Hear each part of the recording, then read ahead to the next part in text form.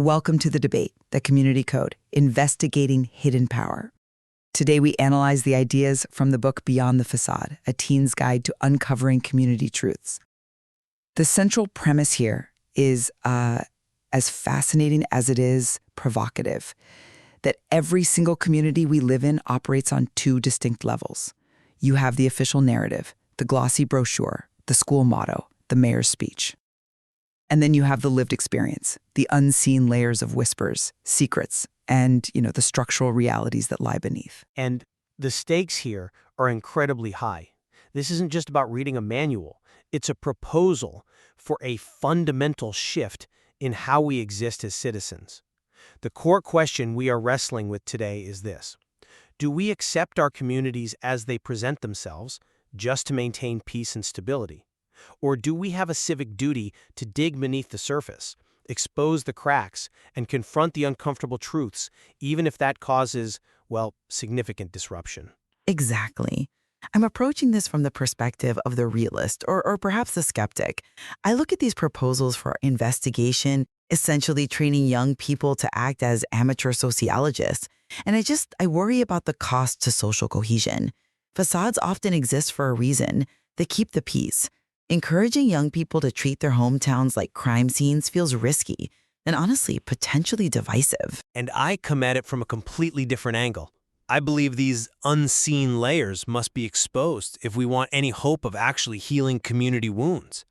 The methods proposed in this material, observation, ethical inquiry, decoding silence, these are essential tools for empowerment.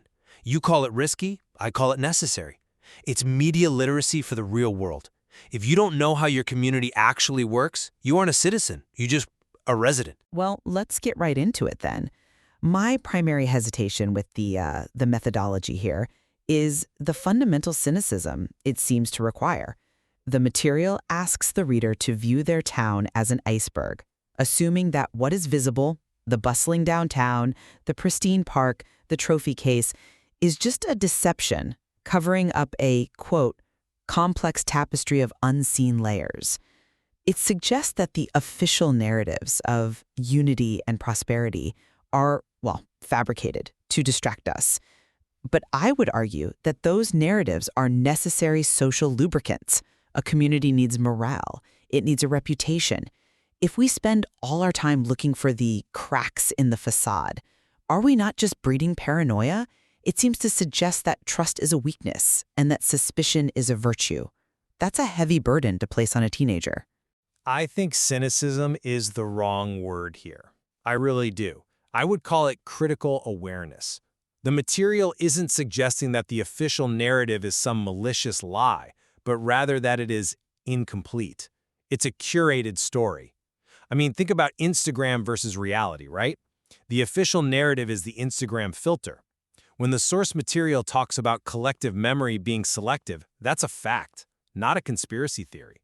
We remember the victories, we conveniently forget the displacements. If we don't look at the lived experience, what people whisper about at the corner store versus what is said at the town hall podium, we are voluntarily wearing blinders. The argument here isn't to breed paranoia. It's to foster what it calls critical empathy. We aren't looking for cracks to destroy the building. We are looking for cracks to understand why the draft is coming in. If we inherit the problems of the past without understanding them because we were too polite to look, that is just disempowerment. I see why you think that, and critical empathy sounds lovely in theory. But let's look at the actual mechanics proposed here. We aren't just talking about a mindset. We are talking about actionable, surveillance techniques. This brings us to our first major area of contention, the methods of observation. It's fieldwork, not surveillance. Is it? Let's look at the text.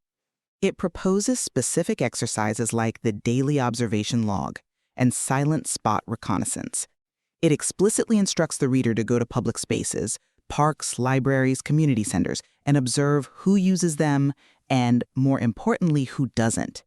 It asks teens to watch for nonverbal cues and uncomfortable silences. It asks them to track anomalies, discrepancies between what a town says and what it does.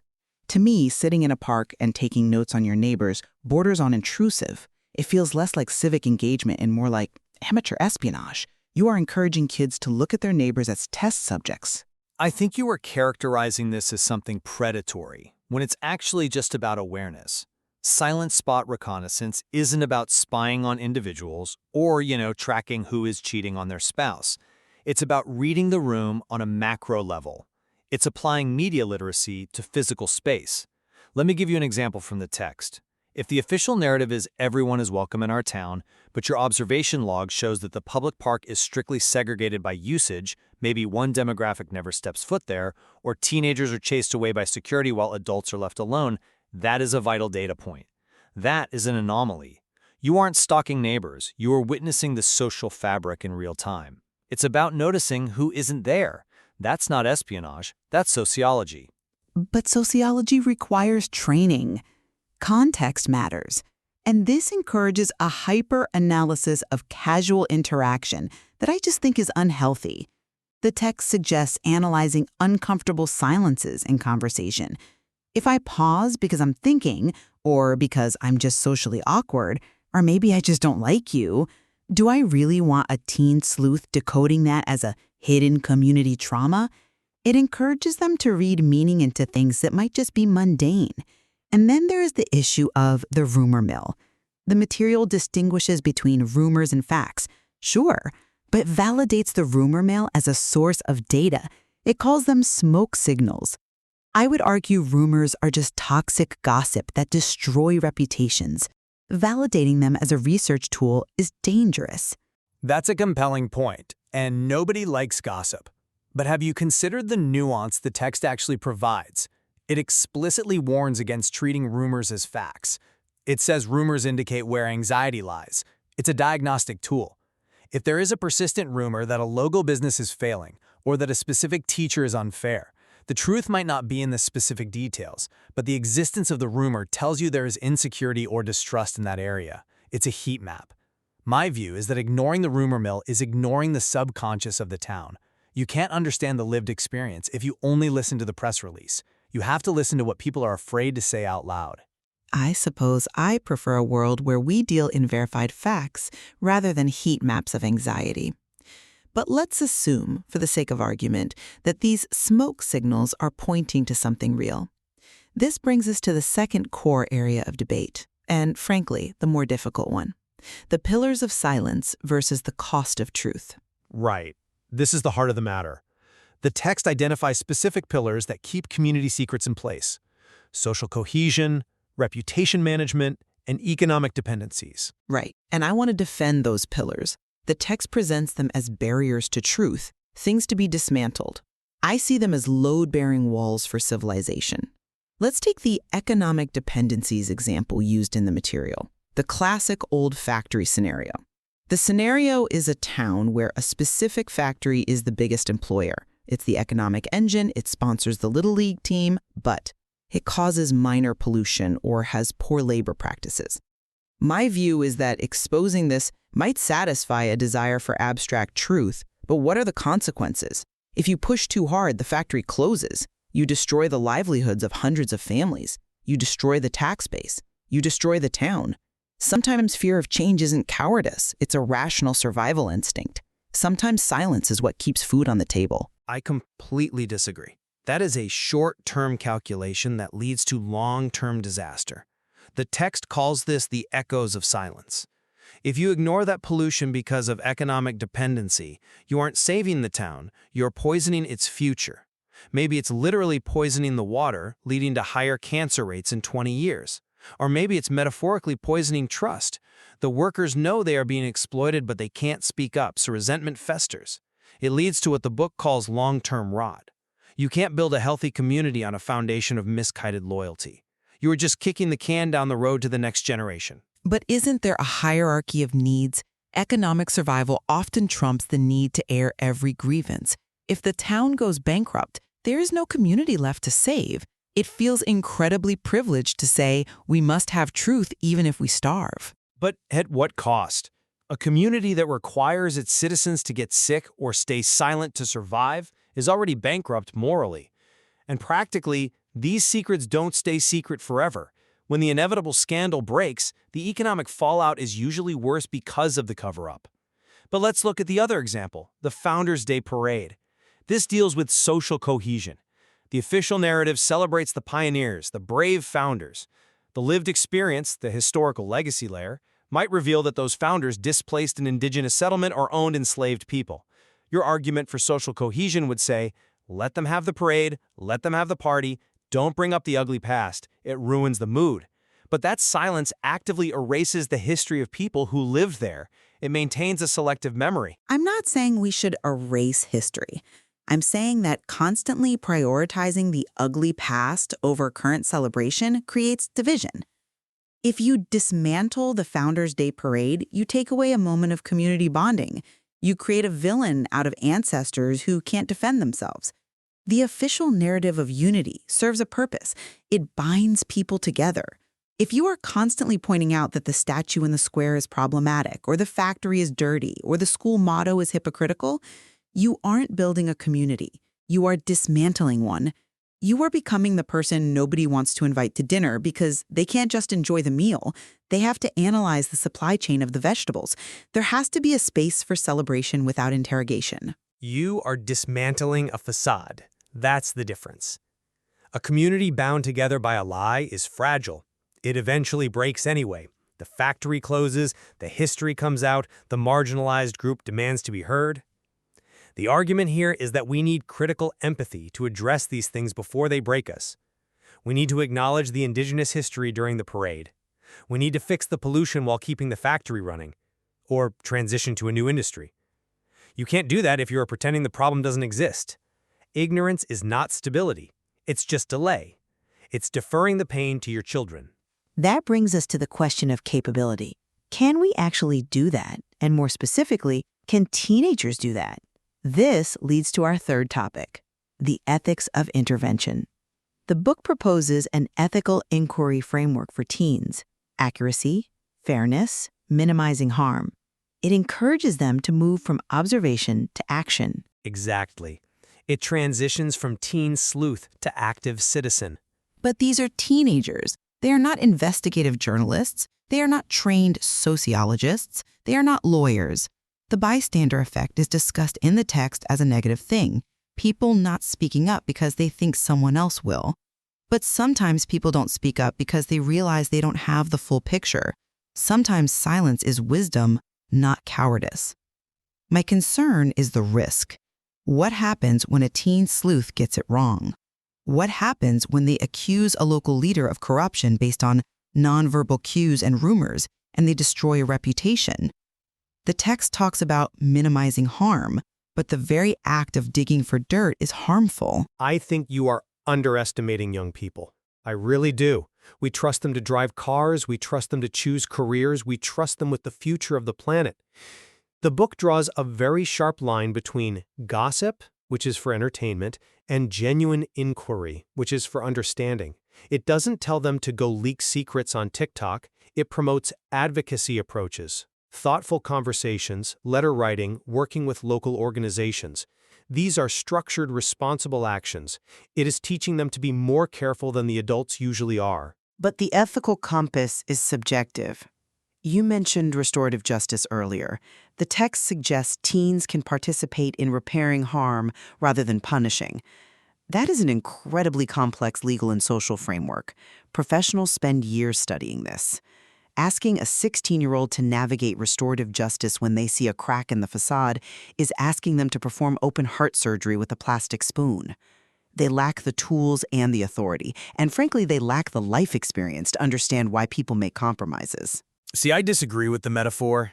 I think it's asking them to put down the phone and actually engage with the human beings around them. The bystander effect breeds apathy. It teaches kids that the adults will handle it. But as we've seen with the pillars of silence, the adults are often the ones protecting the status quo for economic or reputation reasons. This promotes adolescent agency.